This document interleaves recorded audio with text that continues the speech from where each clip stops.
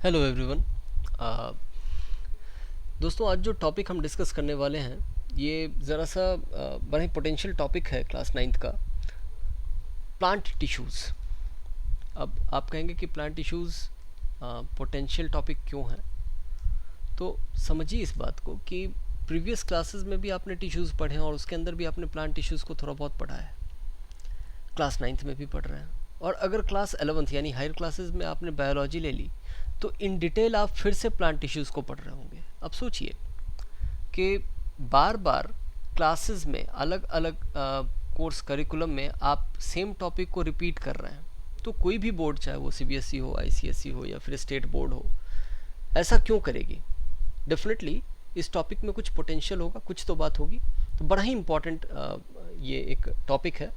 ज़्यादातर competitive exams जो होते हैं, चाहे वो मेडिकल के हों या फिर फार्मेसी के हों या जिसके भी हों, उसमें अगर बायोलॉजी पूछी जा रही है, यहाँ तक कि जब हम आईएएस या एसएससी वगैरह के एग्ज़ाम्स की भी बातें करते हैं तो वहाँ से भी जब कोई टफ़ क्वेश्चन बनाना होता है तो हम प्लांट टिश्यूज़ से ही क्वेश्चन के टॉपिक्स को उठा के डालते हैं।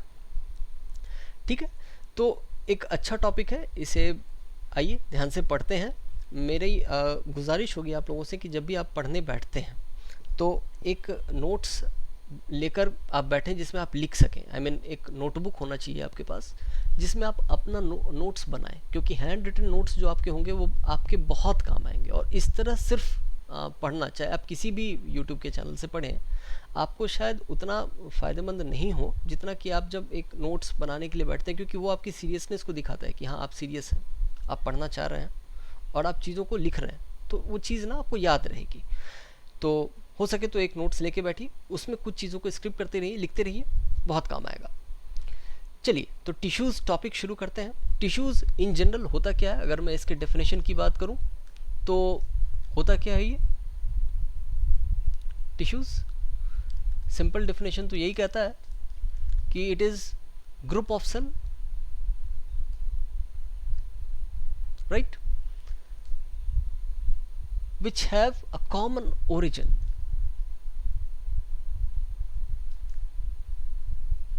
अब इसके बारे में भी हम बात करेंगे कि कॉमन ओरिजिन होता क्या है basically, and it perform a common function. Most probably ये डेफिनेशन आपको पहले से भी पता होगा, बस कुछ बातों को समझना ज़रूरी है। जैसे ये 3 पॉइंट, अब देखिए इसमें डेफिनेशन में रटने लायक कुछ भी नहीं है, सब कुछ सेल्फ एक्सप्लेनेटरी है, लेकिन अगर ये 3 टेक्निकल टर्म्स आपको याद रहें तो पहली चीज़ ग्रुप ऑफ सेल्स, दूसरी चीज़ कॉमन ओरिजिन और तीसरी चीज़ कॉमन फंक्शन। ठीक है, कई बार लोग शेप के लिए भी कहते हैं कॉमन शेप, पर मैं इसके ऊपर आपको एक अलग से कुछ बताना चाहता हूँ। नोट में मैं आपको लिखवाऊँगा कि शेप को लेकर के मैं इसको कॉमन क्यों नहीं कहना चाहता। ठीक है, शेप कॉमन नहीं होता, पर उससे पहले इस बात को समझते हैं, इस 3 टेक्निकल टर्म्स को, इस 3 एस्पेक्ट्स को समझ लेते हैं कि ये तीनों क्या हैं। तो ग्रुप ऑफ सेल्स आपको पता है, जब भी सेल थ्योरी की बात होती है, स्लाइड एंड स्वान साइंटिस्ट थे जिन्होंने सेल थ्योरी दी थी, कहा था कि जितनी भी चीज़ें बनी हैं वो सब कहीं ना कहीं प्री एग्जिस्टिंग सेल्स से बनी हुई होती हैं, यानी पहले से सेल्स का एक लीनिएज चला रहा है। रुडोल्फ विल्सो थे जो इस बात को फिर आगे और बढ़ाते हैं, और इस बात को 1859 में उन्होंने सेल लीनिएज थ्योरी में मॉडिफाई कर दिया था और कहा था कि जितने भी प्लांट्स हों या एनिमल्स हों, बिल्डिंग ब्लॉक तो सबों के सेल्स हैं, और जो नए सेल्स बन रहे हैं वो भी प्री एग्जिस्टिंग सेल्स से बन रहे हैं। उसी को उन्होंने कहा था ओमिनिस सेल्यूला एज सेल्यूला, है ना। तो इन सबों के बीच में एक बात तो बिल्कुल क्लियर हो चुकी थी, आप समझ सकते हैं लेट 19th सेंचुरी में ही, कि जितने भी प्लांट्स हो या एनिमल्स हो, उन सबों के अंदर सेल्स होते हैं, और यही सेल्स फिर ग्रुप में कन्वर्ट होते हैं और एक स्पेशलाइज्ड फंक्शन या कॉमन फंक्शन बनाते हैं, और उसी को हमने क्या नाम दिया है, टिश्यू। तो ये बात हम बहुत पहले से, इनफैक्ट अर्ली 19th सेंचुरी से ही समझ चुके थे, लेट 19th सेंचुरी से ही समझ चुके थे। और अगर आप कहें कॉमन ओरिजिन क्या होती है, तो मैं कहूँगा जैसे जैसे हमारा लेक्चर एडवांस करेगा धीरे धीरे आप कॉमन ओरिजिन को भी समझने लगेंगे। इनफैक्ट बॉडी जो होते हैं वो लेयर्स से बने होते हैं, कई सारे लेयर्स होते हैं जिससे हमारी बॉडी बनती है। तो हर एक लेयर जो होगा ना, उस लेयर का पर्टिकुलर सेल उस लेयर के लिए पर्टिकुलर टिश्यू बनाएगा। ठीक है, इसको हम सबसे आसान तरीके से इसी तरह समझ सकते हैं। आगे जब हम बात करेंगे, जैसे हम एक्टोडर्म, मेसोडर्म और एंडोडर्म की बातें करेंगे जब हम हायर क्लासेस में, तो इसको और ज़्यादा समझेंगे। मैं इसके ऊपर एक अलग से वीडियो बनाऊंगा कि ये क्या होता है, क्योंकि ये खुद में एक बहुत बड़ा टॉपिक है। आइए, तो एक अभी तक हमने ये बात समझ ली कि टिश्यूज़ होते क्या हैं in general. It's a group of cell having common origin and common function. ठीक है, आइए अब आगे की बातें करते हैं। देखिए बच्चों, प्लांट टिश्यूज़ जो है ना, वो थोड़े स्पेशल हैं। क्यों स्पेशल हैं? क्योंकि प्लांट्स खुद में भी एक स्पेशल ऑर्गेनिजम्स हैं। ठीक है, अब प्लांट्स में देखिए कुछ चीज़ें बड़ी ज़बरदस्त होती हैं, जैसे कि इनडेफिनिट ग्रोथ। आपको पता है ग्रोथ इनमें ना रुकता नहीं। ठीक है, जैसे कि कुछ एग्जांपल्स बहुत अच्छे मैं आपको दे सकता हूँ। बैनियन ट्री आपको पता होगा, इनफैक्ट फाइकस बेंगालेंसिस हमने पढ़ा भी है। बैनियन ट्री है, काफ़ी पुराना बैनियन ट्री है बॉटनिकल, इंडियन बॉटनिकल गार्डन में। इसी तरह हमने बात की अगर giant red wood tree, most probably आपने इसके बारे में सुना होगा, और अगर नहीं सुना है तो प्लीज़ आप इसको एक बार गूगल करके देखिए, आप समझ जाएंगे कि लगभग मोर देन 350 फीट्स का ये ट्री है। अब आप फीट का अंदाज़ा लगा सकते हैं कि जो अपना घर होता है लगभग वो 10 से 12 फीट का होता है। ठीक है, सिंगल स्टोरी बिल्डिंग। तो आप कायदे से देखें कि ऐसे ऐसे 35 स्टोरी बिल्डिंग बन सकते हैं, 35 स्टोरी बिल्डिंग, 35 मंजिला मकान। कितना बड़ा पेड़ होगा ये। और मैं कोई ऐसा नहीं कि कोई जो सबसे बड़ा इनमें जेंट रेडवुड ट्री में जो सबसे टॉलेस्ट ट्री है उसके बारे में बता रहा हूँ, ये इनकी एवरेज हाइट है। तो इतने लंबे लंबे पेड़ जब होते होंगे, सोचिए कितना ज़्यादा ग्रोथ है। तो सोचिए वेट कितना ज़्यादा हो जाता होगा इनका। और अगर कभी हवा चली तो ये अपने वेट से टूट ना जाए, इसके लिए बहुत ज़रूरी होगा कि इनके पास बहुत ही ज़्यादा मैकेनिकल स्ट्रेंथ भी हो, यानी काफ़ी ज़्यादा मजबूत हो ये। ठीक है, और जब भी मैं बात करूँगा मजबूती की, तो आप समझ रहे हैं कि ये एक फंक्शन है, स्पेशलाइज्ड फंक्शन है, और फंक्शन कौन परफॉर्म करेगा? टिश्यूज़। ठीक है, इसी तरह जब मैंने बात कही इनडिफिनिट ग्रोथ की, तो इनडिफिनिट ग्रोथ ये खुद में भी एक फंक्शन है। और जैसे ही मैंने बात कही फिर से फंक्शन, कौन आ जाएगा बीच में सीन में? टिश्यूज़। ठीक है, तो टिश्यूज़ का काम है कि वो इनडिफिनिट ग्रोथ को संभालें। टिश्यूज़ ही होंगे कुछ अलग टाइप के जो मैकेनिकल स्ट्रेंथ दे रहे होंगे। तो आखिरकार आपने एक बात तो आराम से समझ ली होगी कि प्लांट्स में दो बहुत मेजर फंक्शंस हैं। ठीक है जी, पहला फंक्शन ग्रोथ मेंटेन करना, और दूसरा मैकेनिकल स्ट्रेंथ मेंटेन करना। ठीक है जी, और इन दोनों के लिए डिफरेंट ग्रुप ऑफ सेल्स होने चाहिए। बिल्कुल, अब मान लीजिए जो ग्रोथ दे रहे हैं वो एक ऐसे सेल होने चाहिए जो कंटिन्यूसली डिवाइड कर रहा हूँ, यानी लिविंग सेल्स होने चाहिए। ठीक है, जबकि जब कोई मैकेनिकल स्ट्रेंथ दे रहा होगा कोई सेल, मान लीजिए कोई ऐसा टिश्यू है जिसमें कुछ ऐसे ग्रुप ऑफ सेल्स हैं जो मैकेनिकल स्ट्रेंथ दे रहे हैं, तो पक्का है कि उनकी पैकिंग ना बड़ी टाइट होनी चाहिए। जितनी ज़्यादा क्लोज पैकिंग होगी उतना ज़्यादा टेंसाइल स्ट्रेंथ दे पाएंगे। तो ये जो मैकेनिकल स्ट्रेंथ प्रोवाइड करते हैं ना, ये टिश्यूज़ मिले जुले होते हैं, ये कॉम्प्लेक्स टिश्यूज़ होते हैं। ये लिविंग और डेड दोनों ही तरह के सेल से मिल के बने होते हैं। ठीक है, इसमें दोनों ही तरह के टिश्यूज़ पाए जाएंगे, लिविंग टिश्यूज़ भी और डेड टिश्यूज़ भी। ठीक है, आइए अब इसी बात को मैं टेक्निकली आपको समझाता हूँ। अगर मैं टेक्निकली इसी बात को कहूँ तो मैं कहूँगा कि वैसे टिश्यूज़ जो बेसिकली ग्रोथ में हेल्प कर रहे हैं, इन सारे टिश्यूज़ को हमने कहा है मेरिस्टेम्स। ठीक है, क्या नाम दिया हमने टेक्निकली इसका? मेरिस्टेम्स। इसी तरह अगर मैंने वो कहा कि जितने भी टिश्यूज़ हैं जो मैकेनिकल स्ट्रेंथ में हमारी मदद कर रहे हैं, इन सबों को हम क्या कहें? तो हम कहेंगे परमानेंट टिश्यूज़। ठीक है जी, तो हमने देखा दो तरह के टिश्यूज़ हो गए, एक तो मेरिस्टेम्स और दूसरे परमानेंट टिश्यूज़। अब परमानेंट टिश्यूज़ आपको पता है लिविंग और डेड टिश्यूज़ दोनों से मिलके बने होंगे, जबकि मेरिस्टेम्स एक्सक्लूसिवली लिविंग सेल्स या लिविंग टिश्यू से मिलके बनेंगे, यानी मेरिस्टेम एक लिविंग टिश्यू है। ठीक है, आइए अब बात करते हैं टाइप ऑफ मेरिस्टेम्स। मेरिस्टेम्स कितने तरह के होते हैं, यानी लिविंग टिश्यूज़ जो डिवीज़न का काम करते हैं ना, वो सारे टिश्यूज़ कितने तरीके के हो सकते हैं, और मेरिस्टेम्स हो सकते हैं टोटल 3 तरीके के, 3 टाइप्स। कौन कौन से भैया? तो पहला तरीका है, पहला मेरिस्टेम है, सॉरी, एपिकल मेरिस्टेम। एपाइसिस यानी टिप्स की बात हो रही है, यहाँ ध्यान रखना, they occur at tips of root, ठीक है, या शूट्स, यानी जहाँ पे भी टिप्स होंगे ये वहीं पे प्रेजेंट होंगे। अब टिप्स आपको पता है, कहीं भी अगर मैं देखूं तो यहाँ पे एक सिरा तो ये है और दूसरा सिरा ये, तो टिप 2 हो सकते हैं, या तो शूट अपेक्स हो सकता है ये वाला हिस्सा, या फिर रूट टिप हो सकता है भाई, यानी नीचे का हिस्सा रूट टिप। तो जहाँ पे टिप्स इन्वॉल्व हों, यानी सिर्फ सबसे बाहरी हिस्सा इन्वॉल्व हो, उसमें कौन से तरह के मेरिस्टेम पाए जाएंगे?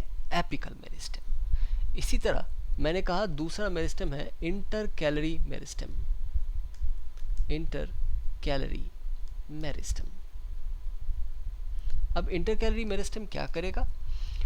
तो समझिए, कई बार ऐसा होता है कि जो एपिकल टिश्यूज बन रहे होते हैं, ये एपिकल टिश्यूज बेसिकली जब बन के रेडी हो चुके होते हैं और प्लांट्स में ग्रोथ करा रहे होते हैं, ठीक है, तो प्लांट के ग्रोथ में या प्लांट को ग्रोथ कराते समय ये एपिकल टिश्यूज ना कई बार जब मैच्योर्ड हो चुके होते हैं तो बीच बीच में ये छूट जाते हैं, ठीक है, कहीं बीच में कहीं छूट गए, बाकी जगह ये मैच्योर्ड हो गए, यानी डिवीज़न इनकी ख़त्म हो गई। जब एक बार मेरिस्टेम्स डिवाइड कर चुके होते हैं तो उनकी डिवीज़न की एबिलिटी ख़त्म हो जाती है, लगभग ना के बराबर हो जाती है। लेकिन कभी कभी बीच में ये मेरिस्टेम अपनी एबिलिटी को बरकरार रख लेते हैं और यही मेरिस्टेम बनते हैं इंटरकैलरी मेरिस्टेम।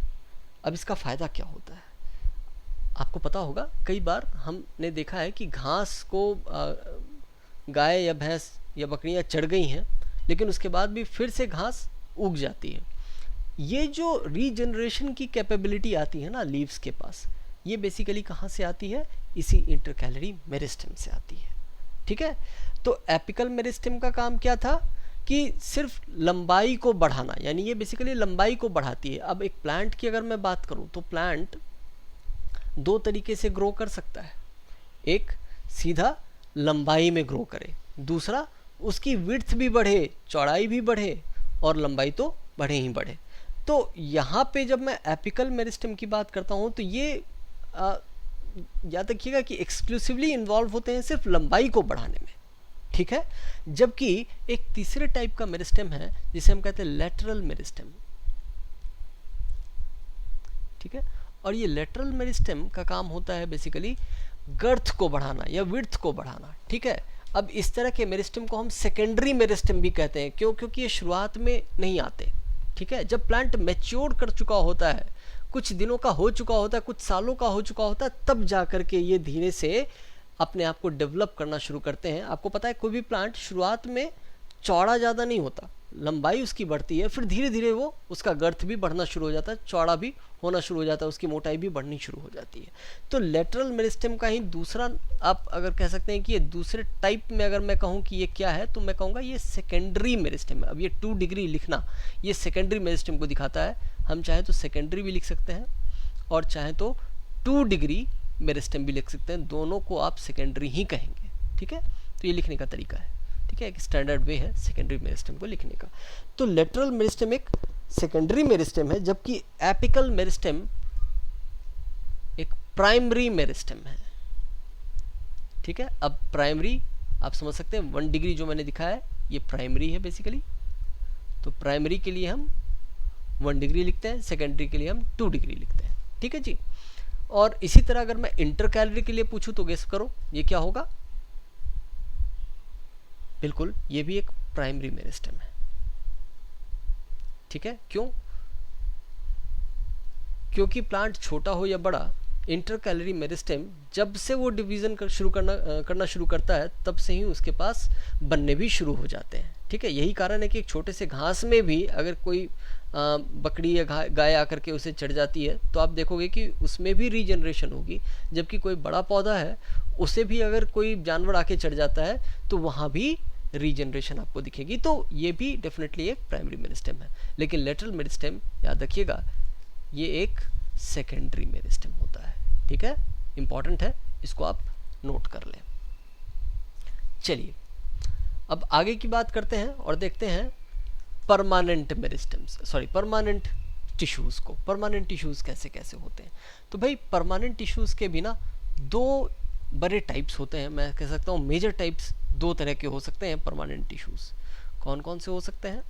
तो याद रखना परमानेंट टिश्यूज़ के दो मेजर टाइप्स हैं। उनमें पहला टाइप है सिंपल परमानेंट टिश्यूज़ और दूसरा है कॉम्प्लेक्स परमानेंट। अब याद कीजिए मैंने आपको पहले ही कहा था कि प्लांट्स के केस में जो शेप होता है ना वो अलग अलग होता है। बेसिकली जो ये शेप है ना यही सिंपल और कॉम्प्लेक्स में टिश्यूज़ को कन्वर्ट कर देता है या बांट देता है, आप कह सकते हो। ये जब एक जैसे सेल्स, एक जैसे शेप के सारे सेल्स आकर के एक जगह जमा होते हैं तो हम कहते हैं कि ये सारे के सारे सिंपल परमानेंट टिश्यूज़ बन रहे हैं।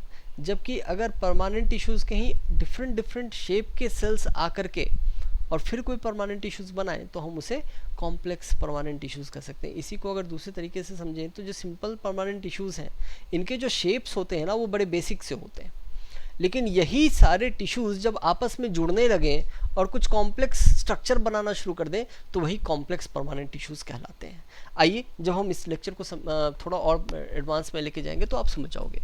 चलिए एडवांसमेंट दिखाते हैं अपने लेक्चर की, थोड़ा एडवांस बढ़ाते हैं अपने टॉपिक को। सिंपल परमानेंट टिश्यूज़ ये भी फर्दर बटे होते हैं पैरेन्काइमा,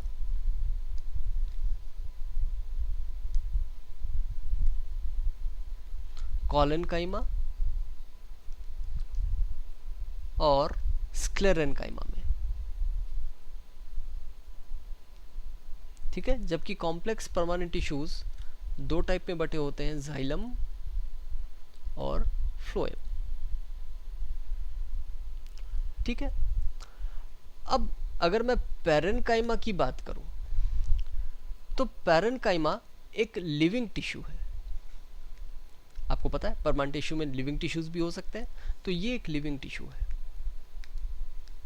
ठीक है, साथ ही साथ अगर इसकी पैकिंग की बात करें तो डेफिनेटली ये इनके पास काफ़ी सारे इंटरसेलुलर स्पेसेस प्रेजेंट होते हैं, यानी ये चूँकि लिविंग है ना तो टाइटली पैक्ड नहीं होगा।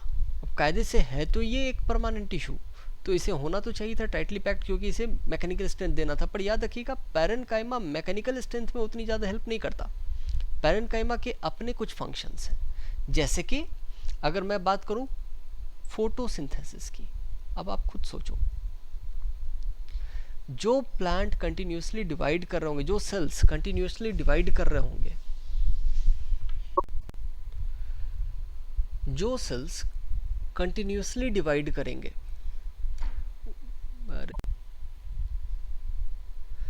जो सेल्स कंटिन्यूसली डिवाइड करेंगे उनके पास क्या इतना समय होगा कि वो खाना बनाएं और खाने को रखें या फिर ट्रांसपोर्ट करें? नहीं, डेफिनेटली उनका काम है डिवाइड करना, और वो डिवाइड कर रहे हैं, वो अपना एक फंक्शन कर रहे हैं। इसी तरह कुछ ऐसे सेल्स भी तो होने चाहिए जो परमानेंटली खाना बनाने पे ध्यान दें। याद रखिएगा ये टिश्यूज़ परमानेंट टिश्यूज़ होते हैं, ना कि मेरिस्टेम, जो फोटोसिंथेसिस सबसे ज़्यादा एफिशिएंटली कर पाते हैं। अब इसका मतलब ये नहीं है कि मेरिस्टेम्स फोटोसिंथेसिस नहीं करेंगे, लेकिन डेफिनेटली अगर कोई सबसे ज़्यादा सब्सटेंशियली अगर मैं बात करूं कि एफिशिएंट वे में कौन कर सकता है फोटोसिंथेसिस, तो वो परमानेंट टिश्यूज़ हैं, और उसमें भी पैरेन्काइमास। अब पैरेन्काइमा जो बेसिकली फोटोसिंथेसिस कर रहे हैं, खाना बना रहे हैं, ध्यान देना, खाना बनाया, अगर खाना ज़्यादा हो गया तो जिस जगह खाने का प्रोडक्शन हो रहा है कहीं ना कहीं उसी के इर्द गिर्द उसके स्टोरेज की भी व्यवस्था होनी चाहिए। तो पैरेन्काइमा स्टोरेज के फंक्शंस भी करते हैं। ठीक है, तो एक तरफ तो ये फोटोसिंथेसिस कर रहे हैं, दूसरी तरफ इनका एक बहुत मेजर रोल होगा फूड को स्टोर करने में, यानी स्टोरेज ऑफ फूड पे, ठीक है। और एक बार जब खाना बन गया, खाना स्टोर हो गया, तो आपको पता है किचन में जब हम काम करते हैं, सब्जियां बनती हैं, तो कई बार कुछ कचड़े भी जमा हो जाते हैं। सब्जी काटा, कुछ गंदगी निकली, उसे फेंकना भी है। यानी बेसिकली एक प्रॉपर डिस्पोजल मैकेनिज्म भी होना चाहिए इनके पास, ताकि जो मेटाबोलाइट्स खाना बनाने के बीच में बन रहे हैं, जो ऐसे अनवांटेड मटेरियल बन के रेडी हो गए हैं, जिनको मेटाबोलाइट्स कहते हैं बेसिकली, उसको हम रिमूव कर सकें। तो पैरेन्काइमा ना वो काम भी करता है। इनके पास डिस्पोजल मैकेनिज्म भी होता है, और ये एक्सक्रीशन में भी हेल्प करते हैं। ये एक्सक्रीट कर सकते हैं थ्रू सिक्रीशन, यानी सिक्रीशन का भी जो फंक्शन है वो पैरेन्काइमा के पास होता है, ठीक है। तो पैरेन्काइमा ने क्या क्या फंक्शन किया? Photosynthesis, storage and secretion. लिख लें। आइए अब कॉलेनकाइमा की बात करते हैं। कॉलेनकाइमा, कॉलेनकाइमा क्या है भाई? तो कॉलेनकाइमा बेसिकली होता तो ये भी लिविंग है, लेकिन इसके जो सेल्स होते हैं ना वो क्लोजली पैक्ड होंगे। ध्यान देना, अब जो बातें अभी तक हम पैरेन्काइमा के लिए कर रहे थे, वो बात अब यहाँ नहीं दिखेगी। अच्छा, पैरेन्काइमा के जितने भी शेल हैं उनके शेप अगर आप देखो तो ये लगभग आइसोडायमेट्रिक होते हैं, ठीक है। यानी लगभग हर तरफ से डायमीटर एक जैसे ही होंगे, यानी गोल जैसे, गोलाकार, ठीक है। जबकि जब मैं कॉलेनकाइमा की बात करूंगा तो ये बैरल शेप के होंगे, ठीक है, बैरल शेप्ड। और इस कारण से एक मेजर डिफरेंस तो ये हो जाता है कि जो सेल्स अभी तक गोल गोल आपको दिख रही थी, परमानेंट सेल्स, आपने उसको पैरेन्काइमा कह दिया था। जब ये सेल का शेप चेंज हो गया, ध्यान देना, शेप चेंज हो गया, तो ये बन गया है कॉलेनकाइमा, ठीक है। क्लोजली पैक्ड होंगे, इनके बीच में इंटरस्टिशियल स्पेसेस नहीं होंगे, और इनके कॉर्नर्स जो होंगे, ध्यान देना, जितने भी कॉर्नर्स हैं जो एक दूसरे से जुड़ रहे हैं, ये थिकेंड होंगे, काफ़ी घने होंगे। मतलब आप कह सकते हो कि मजबूती जो देना है ना, अगर सेल में मजबूती आनी चाहिए तो कहीं ना कहीं थिकनिंग भी होनी ज़रूरी है। तो ये कॉलेनकाइमा एक पहला परमानेंट टिश्यू का सेल दिखता है हमारे पास, जिसमें जितने भी सेल्स होंगे बेसिकली वो सब के सब कॉर्नर से थिकेंड होंगे, मोटे होंगे। क्यों? क्योंकि इनमें सेल्यूलोज और पेक्टिन की मात्रा बहुत ज़्यादा होगी। अब आपको पता है सेल्यूलोज बेसिकली सेल वॉल बनाने वाले मटेरियल है, और ये काफ़ी मजबूत कर देते हैं, रिजिडिटी देते हैं। तो यहीं से रिजिडिटी मिलनी शुरू हो जाएगी प्लांट को, और ये डायरेक्टली हेल्प करेंगे मैकेनिकल स्ट्रेंथ को बिल्ड करने में। तो जिस तरह पैरेन्काइमा ने फोटोसिंथेसिस किया था, पैरेन्काइमा ने सिक्रीशन किया था, या फिर पैरेन्काइमा ने स्टोरेज किया था, इसी तरह अगर मैं कॉलेनकाइमा की बात करूं तो कॉलेनकाइमा एक बहुत बड़ा मेजर रोल अदा कर रहा होगा मैकेनिकल स्ट्रेंथ प्रोवाइड करने में, ठीक है। याद रखिएगा, ये ज़्यादातर या तो लेयर्स में पाए जाते हैं या फिर पैचेस में पाए जाते हैं, यानी कुछ एक ऐसा एरिया होगा प्लांट का जहाँ ये कॉन्सेंट्रेटेड होंगे, ठीक है। अब अगर मैं स्क्लेरेनकाइमा की बात करूं, जो आपको दिख रहा है एक दूसरा लेयर है स्क्लेरेनकाइमा, ये डेड सेल्स से बना होता है, एक्सक्लूसिवली ये डेड सेल होते हैं, ठीक है, सारे के सारे डेड सेल्स होंगे। अब क्या मतलब होता है डेड सेल का? तो आप समझना, जैसे ही कोई सेल, मान लो पैरेन्काइमा का कोई सेल था या कॉलेनकाइमा का कोई सेल था, इसमें डिपोजिशन होनी शुरू होती है, और इतनी ज़्यादा डिपोजिशन हो जाए, इतनी ज़्यादा डिपोजिशन हो जाए कि बाद में उसके अंदर गैसेस का भी एक्सचेंज पॉसिबल ना हो सके, तो क्या वो सेल का प्रोटोप्लाज्म बचेगा? नहीं। और ऐसे ही सेल्स स्क्लेरेनकाइमा में कन्वर्ट हो जाते हैं, डेड हो जाते हैं। काफ़ी थिक और लिग्निफाइड वॉल्स होंगे इनके। सबसे ज़्यादा मैकेनिकल सपोर्ट अगर किसी प्लांट के ऑर्गन को मिलता है तो इसी से मिलता है, ठीक है। अब प्लांट का ऑर्गन कहने का मतलब आप समझना, प्लांट के डिफरेंट जो पोर्शंस हैं, जैसे मैंने कह दिया ब्रांच हैं या फिर पेडंकल है, तो जो अलग अलग तरह के उसके अपने टिश्यू सिस्टम्स हैं, मैं ऑर्गन कहना बहुत सही नहीं समझता, मैं कहूँगा कि जो डिफरेंट सपोर्ट सिस्टम है प्लांट का, वहाँ अगर कोई मैकेनिकल सपोर्ट कोई दे रहा है तो वो स्क्लेरेनकाइमा है जो सबसे ज़्यादा देता है। अब ये खुद भी दो तरह के होते हैं, स्क्लेरिड्स और फाइबर्स, ठीक है। फाइबर्स बेसिकली पॉइंटेड सेल्स होते हैं, जबकि स्क्लेरेट्स ओवल सिलेंड्रिकल सेल्स होते हैं, डेड सेल्स हैं दोनों के दोनों। इसकी बहुत ज़्यादा चर्चा हम हायर क्लासेस में करते हैं, पर जान लेना स्क्लेरेट्स क्या है। तो जो हम गुआवा में उसके छोटे छोटे जब पल्प को खाते हैं तो जो बीज हमें दिखते हैं, जो पूरे के पूरे गुआवा को हम खा रहे होते हैं, तो जो बीज उसके आते हैं ना बेसिकली, वो आपको कहीं ना कहीं स्क्लेरेट्स होते हैं। या फिर अगर आपने चीकू का फल खाया है, तो चीकू में आप जब खाते हो तो आपको दानेदार सा हल्का सा जो फील होता है जब आप चबा रहे होते हो उसे, तो वो स्क्लेरेट्स के कारण होता है। ठीक है, तो वो स्क्लेरेट्स है, उसका ध्यान रखें। फाइबर्स क्या होते हैं, तो फाइबर्स जैसे रस्सियाँ आप देख रहे हो जो बने होते हैं, तो कहीं ना कहीं रस्सियाँ जो होती हैं वो आपको फाइबर्स की बनी होती हैं। ठीक है, तो फाइबर का एक अंदाज़ा मिला होगा कि किस तरह का वो टेक्सचर देता होगा, रस्सियाँ बनाने के काम आता है। कोकोनट का जो रस्सी होती है कोकोनट की, वो बेसिकली फाइबर ही होती है। ठीक है, तो एक अंदाज़ा मिला होगा कि फाइबर क्या होता है, स्क्लेरेट क्या होता है। इसके बारे में बहुत ज़्यादा अभी नहीं जानना, सिर्फ स्क्लेरेनकाइमा के ऊपर कॉन्सेंट्रेटेड रहिएगा। टाइप्स जरूर जानिए, लेकिन इसके बारे में इन डिटेल हम फिर हायर क्लासेस में पढ़ेंगे। अब इसी तरह जब मैं कॉम्प्लेक्स टिश्यूज़ पे आता हूँ, तो कॉम्प्लेक्स टिश्यूज़ में आपने देखा कि जाइलम और फ्लोएम। अब देखिए, कायदे से कॉम्प्लेक्स टिश्यूज़ बने ही हैं कुछ ऐसी चीज़ों के जहाँ कॉम्प्लेक्सिटी हो, जैसे कि मैंने कहा पैरेन्काइमा, कॉलेनकाइमा या स्क्लेरेनकाइमा, ये एक्सक्लूसिवली एक ही तरह के। जैसे मैंने कहा पैरेन्काइमा सारे के सारे आइसोडायमेट्रिक शेप के होंगे, जितने भी सेल्स थे आइसोडायमेट्रिक थे। जितने भी सेल्स थे बैरल शेप के थे, तो मैंने कह दिया कॉलेनकाइमा होगा। जितने भी सेल्स थे डेड सेल्स थे, तो मैंने कह दिया स्क्लेरेनकाइमा होगा। जाइलम में ऐसा नहीं होगा। जाइलम में ये सारे के सारे सेल्स जो है ना, वो ग्रुप करके जाएंगे और एक सिस्टम बनाएंगे। क्योंकि फंक्शन कॉमन है, इसलिए हमने रखा तो इसे भी टिश्यूज़ में है। जैसे जाइलम का फंक्शन होगा वाटर ट्रांसपोर्ट, पानी का ट्रांसपोर्ट। ठीक है जी, लेकिन ध्यान दीजिएगा, जो सेल्स इसके अंदर है ना, इस टिश्यूज़ के अंदर जो सेल्स हैं, बार बार कह रहा हूँ, टिश्यूज़ के अंदर जो सेल्स हैं उसके शेप अलग अलग होंगे। ठीक है, कुछ पैरेन्काइमेटस शेप के होंगे। पैरेन्काइमा का शेप आपको पता है आइसोडायमेट्रिक, तो इसके अंदर जाइलम पैरेन्काइमा पाया जाएगा जिसके अंदर आइसोडायमेट्रिक शेप होंगे। वैसे ही इसके अंदर जाइलम फाइबर्स भी पाए जाएंगे। अब आपको पता है जाइलम फाइबर्स तो स्क्लेरेनकाइमा, फाइबर्स तो स्क्लेरेनकाइमा का पार्ट था, तो स्क्लेरेनकाइमा भी इसके अंदर पाया जा रहा है। ठीक है, तो जाइलम के अंदर ना आपको पैरेन्काइमा, स्क्लेरेनकाइमा, हर तरह के डिफरेंट सिंपल परमानेंट टिश्यूज़ के आप कह सकते हो कि सेल्स मिल जाएंगे। लेकिन चूंकि फंक्शन कॉमन है वाटर का ट्रांसपोर्ट, इसलिए इसे अलग नहीं कह के कॉम्प्लेक्स परमानेंट टिश्यूज़ कहा गया है।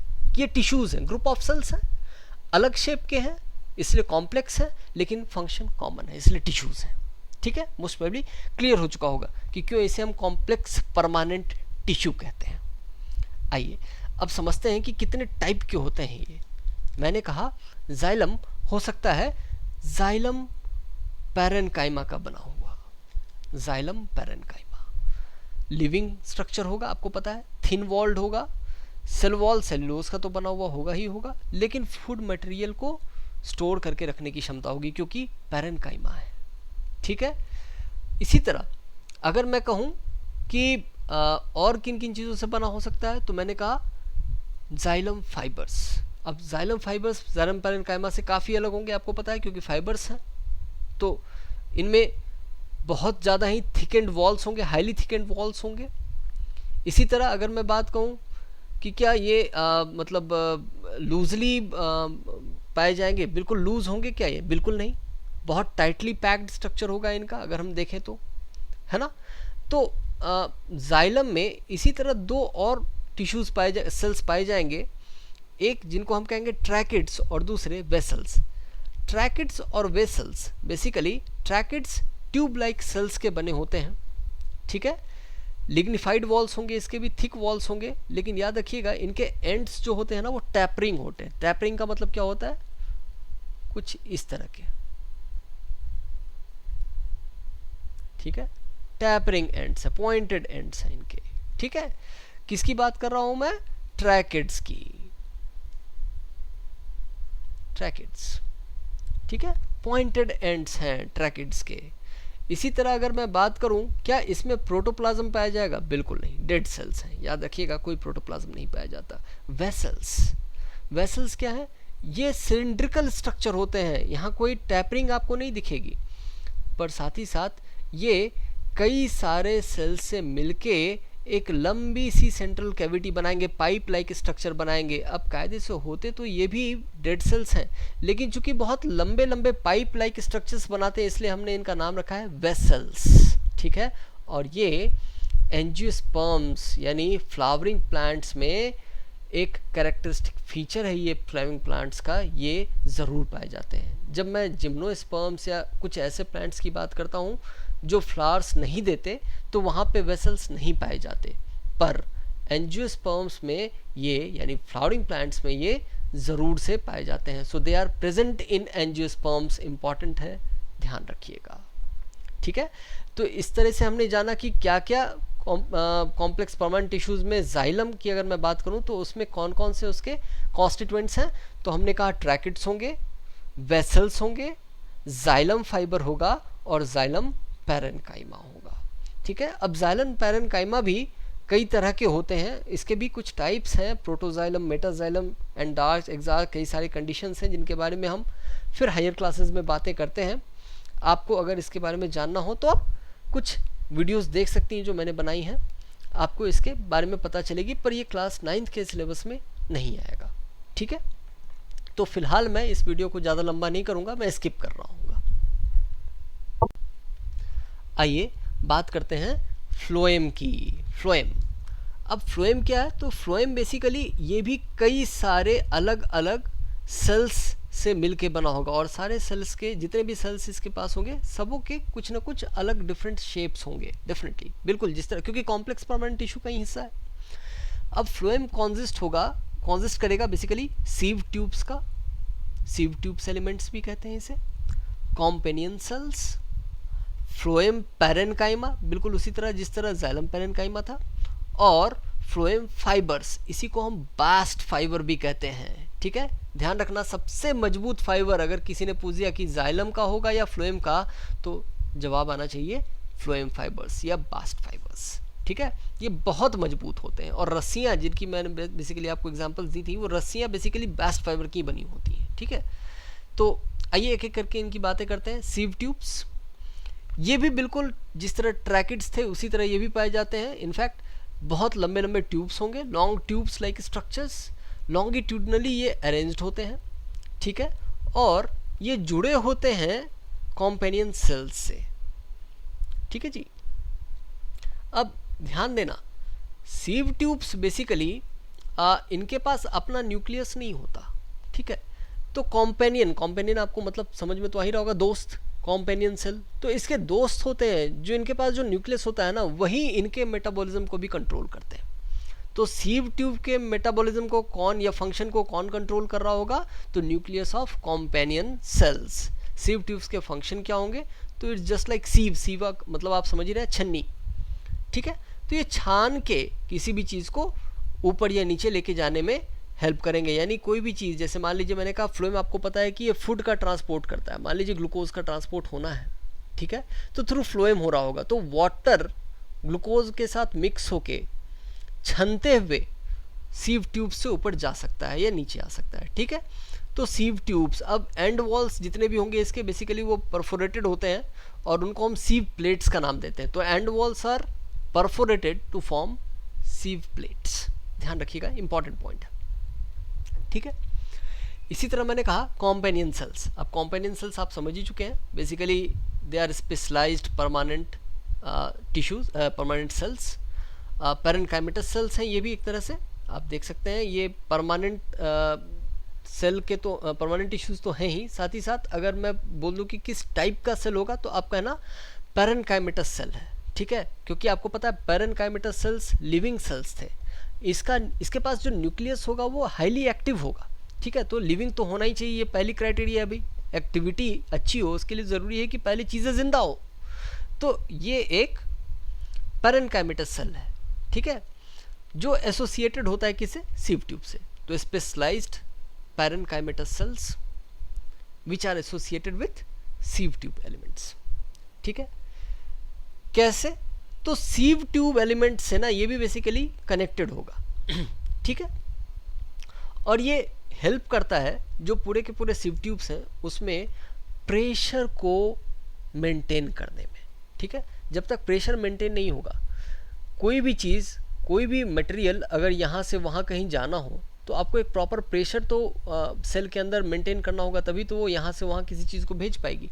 तो वो प्रेशर मेंटेन करने में ना कॉम्पेनियन सेल काफ़ी हेल्प करते हैं। ठीक है, अब फ्लोएम पैरेन्काइमा, आपको पता है सारे के सारे पैरेन्काइमेटस सेल्स होंगे। ठीक है, काम क्या काम होगा भाई?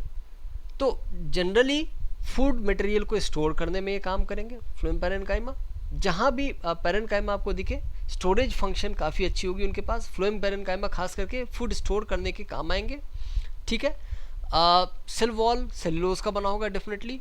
प्लाज्मोडेस्माटल कनेक्शंस होंगे इसके सेल वॉल्स के बीच में, ताकि वो आपस में प्रॉपरली जितने भी मटेरियल्स हैं उसको बेसिकली आप कह सकते हो कि डिस्ट्रीब्यूट कर सके इवनली, है ना। तो उसके लिए बहुत ज़रूरी होगा कि प्लाज्मोडेस्माटल कनेक्शन हो। अब प्लाज्मोडेस्माटा होता क्या है समझ लो सिंपली।